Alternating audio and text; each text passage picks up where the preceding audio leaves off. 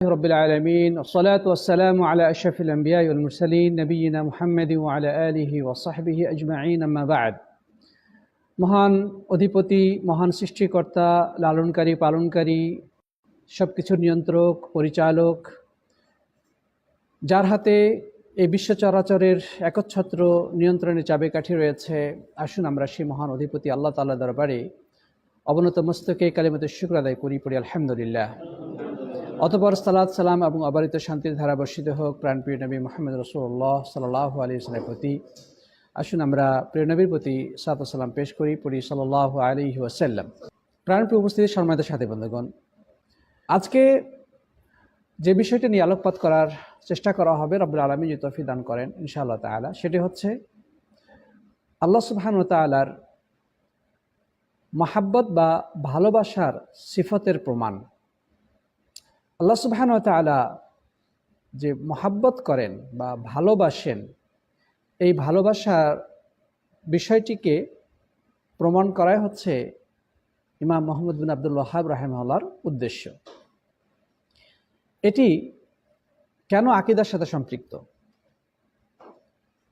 আল্লাহ সুবহানাহু ওয়া তাআলা ভালোবাসেন, আমরা তাকে ভালোবাসি, কিন্তু এখানে কেন প্রসঙ্গ আসছে এটিকে প্রমাণ করার, এবং কেন এটি আকীদার সাথে সম্পৃক্ত? প্রিয় বন্ধুগণ, দেখুন, যুগে যুগে ইসলামী আকীদাকে কলুষিত করার উদ্দেশ্যে বিভিন্ন ফিরকা বা দল উপদলের আবির্ভাব ঘটেছে, যারা সম্পূর্ণ ভ্রান্ত আকীদা বিশ্বাসের উপরে ইসলামটাকে ব্যাখ্যা করার চেষ্টা করেছে। আল্লাহ তাআলার সিফাতগুলোকে তারা নিজেদের মতো ব্যাখ্যা করার চেষ্টা করেছে। কেউ সেগুলোকে সরাসরি অস্বীকার করেছে, কেউ সেগুলোকে রূপক অর্থে ব্যবহার করার চেষ্টা করেছে, আবার কেউ কিছু সিফাতকে স্বীকার করেছে, বাকিগুলোকে অস্বীকার করেছে। কেউ আবার আল্লাহ তাআলার সিফাতগুলোকে মাখলুকের সাথে সাদৃশ্যপূর্ণ হিসেবে প্রমাণ করার চেষ্টা করেছে। অথচ রব্বুল আলামিনের সিফাতগুলো কোরআন এবং সুন্নাহ দ্বারা সাব্যস্ত। আল্লাহ তাআলা কোরআনের মধ্যে সে সিফাতগুলো বর্ণনা করেছেন, আল্লাহ নবী সাল্লাল্লাহু আলাইহি সাল্লাম হাদিসের মধ্যে সেগুলো ব্যাখ্যা করেছেন, কিন্তু তারপরেও তাদের সংকীর্ণ বুঝের কারণে অথবা প্রবৃত্তির অনুসরণে আল্লাহর কিতাব এবং রাসূল করিম সাল্লাল্লাহু আলাইহি সাল্লামের সুন্নায় বর্ণিত সিফাতগুলোকে, আল্লাহ তাআলার গুণাবলীকে কখনো অস্বীকার করে বসেছে, কেউ এগুলোকে নিজেদের মতো রূপক অর্থে ব্যবহার করার চেষ্টা করেছে, কেউ কিছু সিফাতকে গ্রহণ করেছে, বাকিগুলোকে অস্বীকার করেছে। তো এমনই একটি ভ্রান্ত পথভ্রষ্ট বাতিল ফিরকার নাম হচ্ছে জাহমিয়া, যার প্রতিষ্ঠাতা হচ্ছে জাহম ইবনে সফওয়ান। এই ফিরকাটির ভিত্তি হলো আল্লাহ তাআলার সিফাতগুলোকে অস্বীকার করা। এরা হচ্ছে পথভ্রষ্ট দল জাহমিয়া। তারা বলতে চাচ্ছে যে আমরা মানুষরা তো একে অপরকে ভালোবাসি, তাহলে আল্লাহও যদি ভালোবাসেন তাহলে তো খালিক এবং মাখলুক এক হয়ে গেল। নাউজুবিল্লাহ মিন যালিক। তারা বলতে চাচ্ছে ভালোবাসা এটা মাখলুকের গুণ, মানুষ একে অপরকে ভালোবাসে, কিন্তু আল্লাহ তাআলা কখনো ভালোবাসতে পারেন না বা তাকেও ভালোবাসা যায় না, কারণ তিনি হচ্ছেন খালিক আর আমরা হচ্ছি মাখলুক। সুতরাং আমরা যদি আল্লাহর মহাব্বতের সিফাতটাকে সাব্যস্ত করি যে আল্লাহ তাআলা ভালোবাসেন, এই সিফাতকে যদি আমরা সাব্যস্ত করি, তাহলে আমরা মাখলুককে আল্লাহর সাথে সাদৃশ্য দিয়ে ফেললাম। নাউজুবিল্লাহ মিন যালিক। আসলে কি তাদের এই যুক্তিটা গ্রহণযোগ্য? তাদের এই যুক্তি কি কোনোভাবেই মেনে নেওয়ার মতো? কোনোভাবে মেনে নেওয়ার মতো নয়। কারণ সৃষ্টি এবং স্রষ্টা অবশ্যই একে অপরের সাথে কোনো সাদৃশ্য নাই, কোনো মিল নেই। এটা তো আল্লাহ তাআলা কোরআনেই বলেছেন, লাইসা কামিসলিহি শাইউন ওয়া হুয়াস সামিউল বাসীর। আল্লাহর সাথে সাদৃশ্যপূর্ণ আর কিছু নেই, কিন্তু তিনি সর্বশ্রোতা, সর্বদ্রষ্টা। আল্লাহর সাথে সাদৃশ্যকে অস্বীকার করা হয়েছে, যে আসলে আল্লাহর মতো বা আল্লাহর অনুরূপ, আল্লাহর সাথে সাদৃশ্যপূর্ণ কোনো কিছু নাই, এটা হতে পারে না। আবার কিছু ক্ষেত্রে সাদৃশ্য দেখানো হয়েছে, মানে আল্লাহ সুবহানাহু ওয়া তাআলা সামি', শুনেন, বাসীর, দেখেন। আল্লাহ তাআলা নিজেই কোরআনে কারিমে এই মানুষকে সামি এবং বাসীর বলেছেন। আল্লাহ তাআলা বলছেন ফাজআলনাহু সামিআন বাসীরা, যে আমি মানুষকে সৃষ্টি করেছি জমাট বাঁধা রক্ত থেকে, অতঃপর তাকে আমি করেছি সামিআন বাসীরা, মানে শ্রবণ শক্তি সম্পন্ন এবং দৃষ্টি শক্তি সম্পন্ন। ফাজআলনাহু সামিআন বাসীরা, আমি মানুষকে করেছি শ্রবণ শক্তি এবং দৃষ্টি শক্তি সম্পন্ন। তাহলে আল্লাহ তাআলা এখানে মানুষের ব্যাপারে বলেছেন যে মানুষকে আল্লাহ তাআলা সামি' এবং বাসীর বানিয়েছেন। তাহলে আল্লাহ তাআলার সিফাত হচ্ছে সামিউন বাসীর, বান্দার ক্ষেত্রে সামিউন বাসীর। তাহলে কি বোঝা গেল? যে কিছু সিফাত আল্লাহ সুবহানাহু ওয়া তাআলা বান্দাকে দিয়েছেন, যেগুলো বান্দার ক্ষেত্রে প্রযোজ্য, কিন্তু তার অর্থ এই নয় যে আল্লাহর সিফাত ও বান্দার সিফাত হুবহু এক, এটা আবশ্যক নয়। আল্লাহ তাআলা কোরআনে কারিমের মধ্যে বলেছেন তার হাত আছে, তো আমাদের মাখলুকেরও তো হাত আছে, আমাদেরও তো হাত আছে। আল্লাহ কোরআনে বলেছেন তার চোখ আছে, আমাদেরও তো চোখ আছে। আল্লাহ তাআলার শক্তি আছে, আমাদেরও তো শক্তি আছে, আছে না নাই?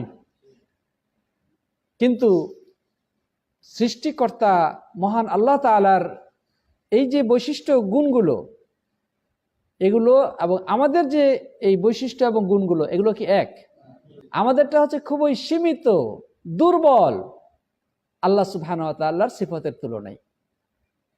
আমরা দেখি, কিন্তু আমাদের দেখার ক্ষমতা খুবই সীমিত। আমরা দেওয়ালের উপরে কি হচ্ছে কেউ জানি না, দেখতে পাই না, ঠিক না বেঠিক? আমরা বাতিটা অফ করলেই সামনে কিছু দেখতে পাই না, আমাদের ক্ষমতা এখানেই শেষ। আমরা শুনি, কিন্তু আমার সামনে যদি 10 জন মানুষ একসাথে কথা বলে, আমি কারো কথাই বুঝবো না। আমি সবাইকে বলবো ভাই আপনারা সবাই চুপ থাকেন, একজন কথা বলেন, তাহলে আপনার কথা আমি বুঝতে পারবো। কিন্তু রব্বুল আলামিনের শ্রবণ শক্তি কত! পৃথিবীর কোটি কোটি বনি আদম এট এ টাইম আল্লাহর কাছে চাইতেছে। কেউ আল্লাহর কাছে কান্নাকাটি করছে, কেউ আল্লাহর প্রশংসা করছে, কেউ আল্লাহর নিকটে দোয়া করছে, মুনাজাত করছে, সালাতে সূরা ফাতিহা পড়ছে, সালাতের মধ্যে দোয়া তাসবিহগুলো পড়ছে।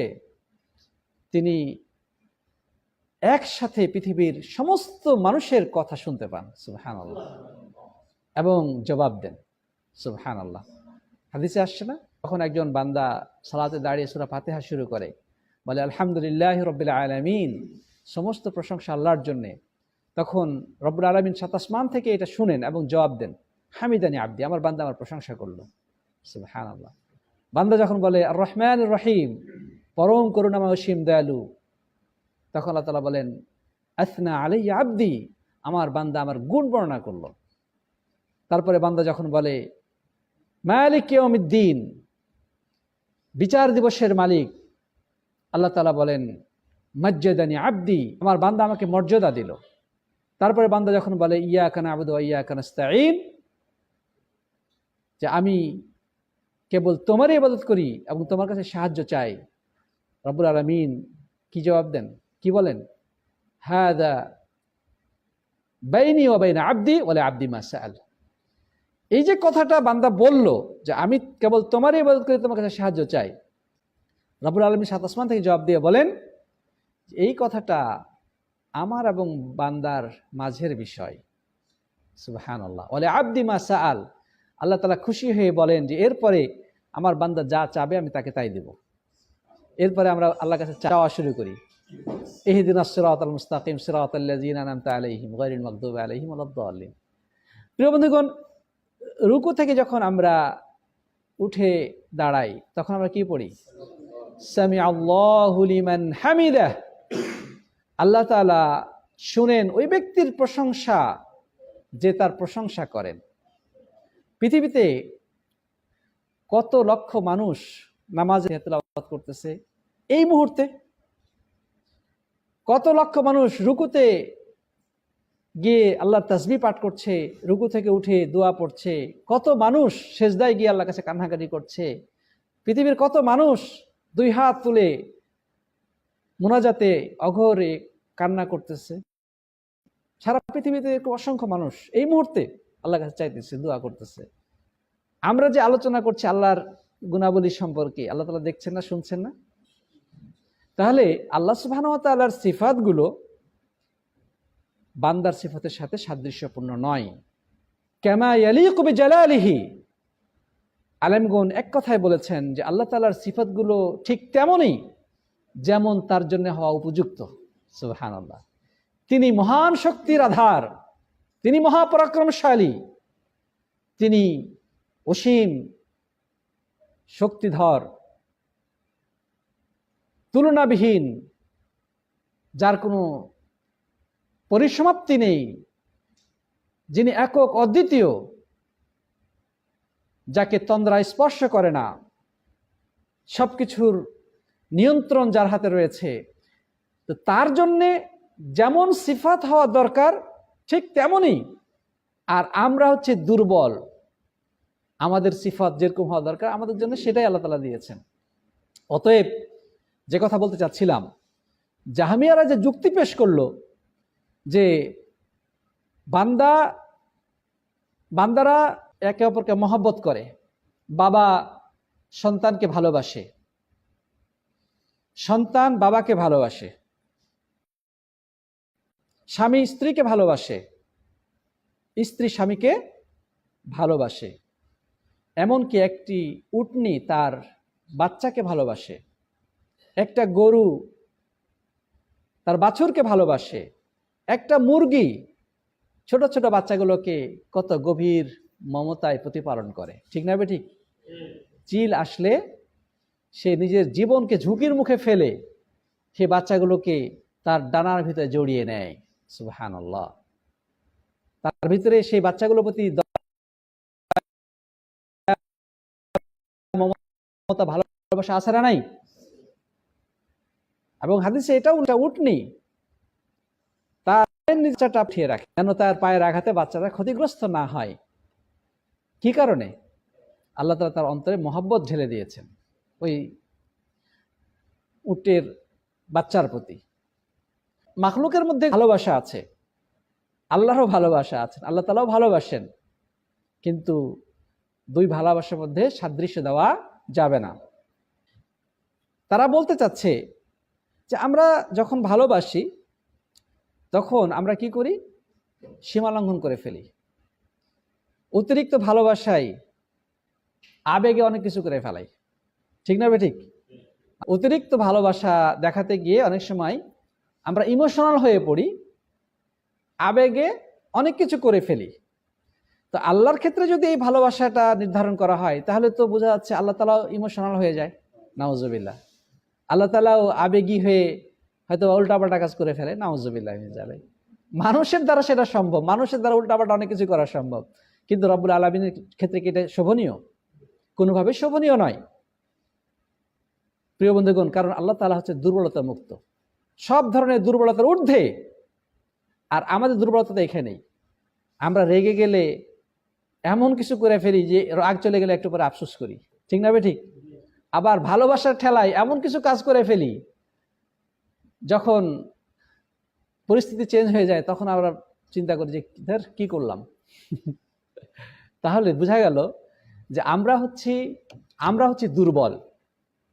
আমরা রেগে গেলেও দুর্বল হয়ে পড়ি, আবার অতিরিক্ত ভালো কিন্তু রব্বুল আলামিন সকল দুর্বলতার ঊর্ধ্বে, অতএব তার কোনো সিফতের সাথে মাখলুকের কোনো তুলনা করা সম্ভব নয় এবং তা বৈধ নয়। হাদিসে আসছে যে ইত্তাখাযাল্লাহু ইব্রাহিম খলিলা, আল্লাহ তাআলা আল্লাহর নবী ইব্রাহিমকে খলিল বা অন্তরঙ্গ বন্ধু হিসেবে নির্ধারণ করেছেন। তাহলে আল্লাহ সুবহানাহু ওয়া তাআলা যদি ভালো না বাসতেন, তাহলে কেন তিনি ইব্রাহিম আলাইহিস সালামকে অন্তরঙ্গ বন্ধু বানালেন? সুবহানাল্লাহ। তারপরে হাদিসে এটি বর্ণিত হয়েছে, যে হাদিসটি ইমাম মুহাম্মদ আব্দুল ওয়াহ্হাব রাহিমাহুল্লাহ উল্লেখ করেছেন, সহিহ বুখারীতে হাদিসটি বর্ণিত হয়েছে। আন আবি হুরায়রা রাদিয়াল্লাহু তাআলা আনহু قال قال رسول الله صلى الله عليه وسلم إن الله تعالى إذا أحب عبدا دعا جبريل فقال إني أحب فلانا فأحببه। আল্লাহ তাআলা যখন কোনো বান্দাকে ভালোবাসেন তখন জিবরাইলকে ডাক দেন। জিবরাইলকে ডাক দিয়ে বলেন যে আমি ওই বান্দাটাকে ভালোবাসি। সুবহানাল্লাহ, তুমিও তাকে ভালোবাসো। ফায়ুহিব্বুহু জিবরিল, তখন জিবরাইলও ওই ব্যক্তিটাকে ভালোবাসতে শুরু করেন। সুবহানাল্লাহ। সুম্মা ইউনাদি ফিস সামা ফায়াকুল ইন্নাল্লাহা ইউহিব্বু ফুলানান ফাহিব্বুহু ফায়ুহিব্বুহু আহলুস সামা। এরপরে জিবরাইল কি করেন? জিবরাইল আসমানের যত ফেরেশতা আছে তাদের কাছে গিয়ে ডাক দিয়ে বলেন যে দুনিয়ার ওই মানুষটাকে আল্লাহ রাব্বুল আলামিন ভালোবেসেছেন, অতএব তোমরাও তাকে ভালোবাসো। তখন আসমানের সমস্ত ফেরেশতা ওই ব্যক্তিকে ভালোবাসতে শুরু করেন। সুবহানাল্লাহ। সুম্মা ইউদাউ লাহু আল কাবুল ফিল আরদ, এরপরে জমিনে তার গ্রহণযোগ্যতা সৃষ্টি করে দেওয়া হয়। অর্থাৎ তখন দুনিয়ার মানুষও তাকে ভালোবাসতে শুরু করেন। তার একটা সমাজে, দেশে একটা গ্রহণযোগ্যতা সৃষ্টি হয়। আবার এর বিপরীতে রয়েছে ওয়াইদা আবগাদা আবদান দাআ জিবরিল ফায়াকুল ইন্নী উবগিদু ফুলানান ফাআবগিদহু। বাকি হাদিস এরকম যে আল্লাহ সুবহানাহু ওয়া তাআলা দুনিয়ার কোনো মানুষকে যখন অপছন্দ করেন তখন জিবরাইলকে ডেকে বলেন আমি ওই লোকটাকে অপছন্দ করি, তুমিও তাকে অপছন্দ করো। তখন জিবরাইল তাকে অপছন্দ করে। এরপরে জিবরাইল আসমানে যত ফেরেশতা আছে তাদেরকে বলে দেন যে আল্লাহ তাআলা ওই লোকটাকে ঘৃণা করেন, অপছন্দ করেন, অতএব তোমরাও তাকে ঘৃণা করো, অপছন্দ করো। তখন আসমানবাসীও তাকে, অর্থাৎ আসমানে ফেরেশতা মণ্ডলীও তাকে ঘৃণা করা শুরু করেন। এরপরে সে দুনিয়াতে সবার কাছে সে ঘৃণিত এবং লাঞ্ছিত হয়ে যায়। সহিহ বুখারীর হাদিস। তাহলে সাথী বন্ধুগণ, এখান থেকে কি প্রমাণিত হচ্ছে? আল্লাহ তাআলা কি কাউকে ভালোবাসেন না? এই হাদিস থেকে এটা প্রমাণিত হয় না যে আল্লাহ তাআলা ভালোবাসেন? আহলুস সুন্নাহ জামাতের আকীদা হচ্ছে কোরআন এবং হাদিসে আল্লাহ তাআলার যেই সিফতটা যেইভাবে বর্ণিত হয়েছে হুবহু সেইভাবে বিশ্বাস করতে হবে। কোনো ধরনের অপব্যাখ্যার আশ্রয় নেওয়া যাবে না, অস্বীকার করা যাবে না, কোনো কিছু সাদৃশ্য এবং তুলনা দেওয়া যাবে না। এটাকে কোন প্রকার তাওহীদ বলা হয়? তাওহীদুল আসমা ওয়াস সিফাত। তাওহীদ কয় প্রকার? তিন প্রকার। তাওহীদ রুবুবিয়্যা, তাওহীদ উলুহিয়্যা এবং তাওহীদুল আসমা ওয়াস সিফাত। মাশাআল্লাহ, যারা আলহামদুলিল্লাহ আমাদের ক্লাসে উপস্থিত থাকেন, ক্লাসগুলো করেন, সবার মুখস্থ। অথচ এই প্রশ্নটা আপনি দেশের বড় বড় আলেমকে জিজ্ঞাসা করে দেখেন, ওনারা জীবনে শুনেই নাই। অনেক আলেম আছেন যারা জীবনে শুনে নাই তাওহীদ আবার প্রকারভেদ আছে নাকি, এটা আবার প্রকার কি? তো এই যে ব্যাখ্যাটা এখন আল্লাহর সিফাত সম্পর্কে, আল্লাহর নাম সিফাত সম্পর্কে, এই জ্ঞানটাই হচ্ছে তাওহীদুল আসমা ওয়াস সিফাত। যে কোরআন এবং হাদিসে আল্লাহ তাআলার যত সিফাত বর্ণিত হয়েছে, যত গুণাবলী বর্ণিত হয়েছে, সেগুলো যেভাবে আসছে হুবহু সেভাবে বিশ্বাস করতে হবে। কোনো ধরনের অপব্যাখ্যা করা যাবে না, কোনো কিছু সাদৃশ্য বা তুলনা করা যাবে না, এটাকে রূপক অর্থে বলার কোনো সুযোগ নাই। এই তাওহীদের জ্ঞান না থাকার কারণেই আমাদের দেশে আল্লাহ তাআলার অনেক সিফতকে অপব্যাখ্যা করা হয়। যেমন, কেউ উদাহরণ দেবেন একটা, যেমন আল্লাহ তাআলার সিফতকে রূপক অর্থে বলা হয়, যেমন হাত। যেমন পা, এগুলোকে তারা ব্যাখ্যা করে, বলে যে আল্লাহর হাত মানে কুদরত। আল্লাহর হাত মানে কি? কুদরত। তারপরে আল্লাহর কুদরতি পায়ে সেজদা দেই, বলে না? বিখ্যাত বক্তারাও খুব সুর করে ওয়াজের মধ্যে এইসব কথাবার্তা বলে যে আমরা আল্লাহর কুদরতি পায়ে সেজদা। আল্লাহ তাআলার প্রকৃত পা নাই, আল্লাহ তাআলার প্রকৃত হাত নাই। আল্লাহ তাআলার প্রকৃত হাত রয়েছে, প্রকৃত পা রয়েছে, প্রকৃত চোখ রয়েছে। কোরআন হাদিসে যা কিছু আছে আমরা বলি অবশ্যই তার আছে, না থাকলে তিনি কোরআনে বললেন কেন? অবশ্যই আছে বলেই বলেছেন। কিন্তু আমরা সাথে এটাও বলি যে এই সিফতগুলো মাখলুকের সাথে সাদৃশ্যপূর্ণ নয়, কারণ আমরা যেহেতু আল্লাহকে কখনোই দেখি নাই, অতএব বলতে পারবো না যে আল্লাহর হাত আমাদের হাতের মতো নাকি অন্য কিছুর মতো, আল্লাহর চোখ আমাদের মতো নাকি অন্য কিছুর মতো, আমরা বলতে পারবো না। তবে তার আইন রয়েছে, চোখ, তার ইয়াদ রয়েছে, ইয়াদ মানে হাত, তার পা রয়েছে, তার আঙ্গুল রয়েছে, এগুলো হাদিস কোরআনে প্রমাণিত। ঠিক একইভাবে আল্লাহ তাআলার সিফতে ফেলিয়া যেগুলো রয়েছে, কর্মগত সিফত, এগুলো হচ্ছে সিফতে জাতি, আল্লাহ তাআলার জাতি সিফত। আর কিছু রয়েছে কর্মগত সিফত, যেমন আল্লাহ তাআলা কথা বলেন। আল্লাহ তাআলা কথা বলেন না? আল্লাহ তাআলা মূসা আলাইহিস সালামের সাথে কথা বলেন নাই? আল্লাহ কোরআনে বলেছেন এই কথা, ওয়া কাল্লামাল্লাহু মূসা তাকলিমা। তারপরে এই যে কোরআনটা, মহাগ্রন্থ আল কোরআন, এটা আল্লাহ, এগুলো আল্লাহর কালাম না, আল্লাহর কথা না?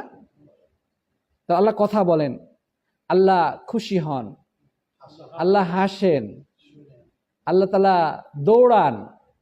বান্দা যখন, হাদিসে আসছে, যখন কোনো বান্দা আমার দিকে আধ হাত পরিমাণ এগিয়ে আসে, আমি 1 হাত পরিমাণ তার দিকে এগিয়ে যাই। সে যখন আমার দিকে হেঁটে হেঁটে আসে, আমি তার দিকে দৌড়িয়ে যাই। সুবহানাল্লাহ। এগুলো আমরা বিশ্বাস করি। আল্লাহ তাআলার হাতের ব্যাপারে অনেক দলিল আছে, আমরা ওদিকে যাচ্ছি না এখন। বাল ইয়াদাহু মাবসুতাতান, আল্লাহ তাআলা 2 হাত প্রসারিত। আল্লাহ তাআলা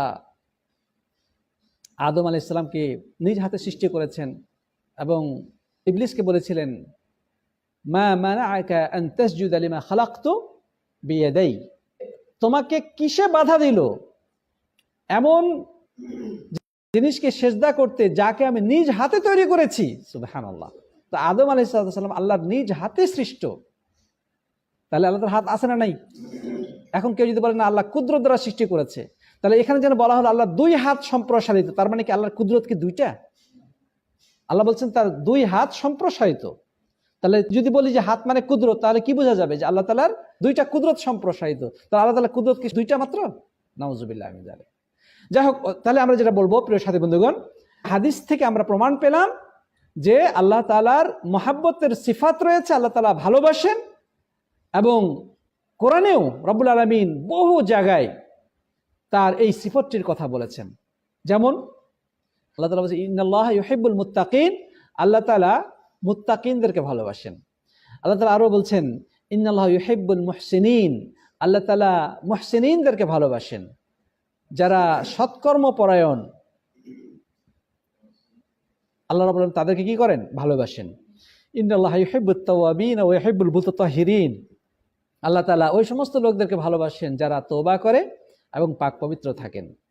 তারপরে আল্লাহ তাআলা কোরআনে আরো বলেছেন, ইউহিব্বুহুম ওয়া ইউহিব্বুনাহু, আল্লাহ তাআলা কোরআনে বলছেন যে ইউহিব্বুহুম, আল্লাহ তাআলা তাদেরকে ভালোবাসেন, ওয়া ইউহিব্বুনাহু, এবং তারাও আল্লাহকে ভালোবাসেন। সুবহানাল্লাহ। তাহলে জাহমিয়ারা বলেছিল যে আল্লাহ নিজেও ভালোবাসেন না, তাকে ভালোবাসা যায় না। আমরা কোরআনের আয়াত থেকে পেলাম তাদের এই কথা মিথ্যা এবং কোরআনের আয়াতকে অস্বীকার করার শামিল এবং আল্লাহর ব্যাপারে ধৃষ্টতাপূর্ণ বক্তব্য, যেখানে রব্বুল আলামিন নিজে বলেছেন যে ইউহিব্বুহুম, আল্লাহ তাদেরকে ভালোবাসেন, ওয়া ইউহিব্বুনাহু, এবং তারাও আল্লাহকে ভালোবাসে। আর বান্দাদের ব্যাপারে আল্লাহ তাআলা কি বলেছেন? কুল ইন কুনতুম তুহিব্বুনাল্লাহ ফাত্তাবিউনি ইউহিব্বুকুমুল্লাহ, যে তোমরা যদি আল্লাহকে ভালোবেসে থাকো তাহলে হে নবী আপনি মানুষকে বলে দিন যে তোমরা আমার অনুসরণ করো, আমার অনুসরণ করো, তাহলে ইউহিব্বুকুমুল্লাহ, তাহলে আল্লাহ তোমাদেরকে ভালোবাসবেন এবং তোমাদের গুনাহগুলোকে মোচন করবেন। তাহলে এই আয়াতে কারিমা থেকে কি পাওয়া গেল? বান্দার পক্ষ থেকেও আল্লাহকে ভালোবাসতে হবে যদি আমরা আল্লাহর ভালোবাসা পেতে চাই। সত্যিকার অর্থে যারা আল্লাহর এই মর্যাদাপূর্ণ এবং অত্যন্ত গুরুত্বপূর্ণ সিফাতটাকে অস্বীকার করবে, তারা সত্যি সত্যি আল্লাহর ভালোবাসা থেকে বঞ্চিত হবে। নাউজুবিল্লাহ মিন যালিক। এর থেকে বড় ধ্বংস আর কি হতে পারে, এর থেকে বড় ক্ষতি আর কি হতে পারে যারা আল্লাহর ভালোবাসা থেকে বঞ্চিত হবে। প্রিয় বন্ধুগণ, যার কারণে ইমাম মুহাম্মদ আব্দুল ওয়াহ্হাব রাহিমাহুল্লাহ এই সিফাতটিকে প্রমাণ করেছেন তার এই কিতাবের মধ্যে, যে আল্লাহ সুবহানাহু ওয়া তাআলার জন্যে মাহাব্বাত বা ভালোবাসা একটি সুপ্রতিষ্ঠিত সিফাত। যারা এই সিফাতকে অস্বীকার করবে তারা পথভ্রষ্ট, তারা কোরআনকে অস্বীকারী, আল্লাহর শানে তাদের এই সব বক্তব্য অত্যন্ত ধৃষ্টতাপূর্ণ এবং পরিণতিতে এরা আল্লাহর ভালোবাসা থেকে বঞ্চিত হবে। যে আল্লাহর ভালোবাসা থেকে বঞ্চিত হবে সে কি জান্নাতে প্রবেশ করতে পারবে? সে জান্নাতে প্রবেশ করতে পারবে না। তাই প্রিয় বন্ধুগণ, যাই হোক, কথা শেষ করতে চাই। আশা করি আমাদের কাছে বিষয়টি সুস্পষ্টভাবে প্রতিভাত হয়েছে যে রব্বুল আলামিন এর মুহাব্বত বা ভালোবাসা সিফতটি একটি প্রতিষ্ঠিত সিফাত। এটি আমাদের আকীদার সাথে সম্পৃক্ত, ঈমানের সাথে সম্পৃক্ত। আমরা আল্লাহকে ভালোবাসি এবং আমরা আল্লাহর ভালোবাসার প্রত্যাশী। আমরা যদি আল্লাহকে ভালোবাসতে চাই তাহলে আমাদের কর্তব্য হবে আল্লাহর দেখানো নির্দেশনা অনুযায়ী আমাদের জীবনকে পরিচালনা করা। তবে তিনিও আমাদেরকে ভালোবাসবেন, এবং যদি আমরা তার ভালোবাসা লাভ করতে পারি তাহলে আমাদের জীবন ধন্য হয়ে যাবে। আমরা সফলতার স্বর্ণদুয়ারে গিয়ে উপনীত হব, এবং মুমিন জীবনের সবচেয়ে প্রত্যাশিত এবং সবচেয়ে জীবনের অভীষ্ট লক্ষ্য জান্নাতে আমরা প্রবেশ করার সুযোগ লাভ করব। রব্বুল আলামিন আমাদেরকে সেই সৌভাগ্য লাভ করার তৌফিক দান করুন, আল্লাহুম্মা আমিন। এবং আমাদেরকে সব ধরনের ইসলামের নামে বিভ্রান্তি এবং পথভ্রষ্ট বাতিল ফিরকাদের আকীদা বিশ্বাস থেকে হেফাজত করেন, পড়ি আল্লাহুম্মা আমিন।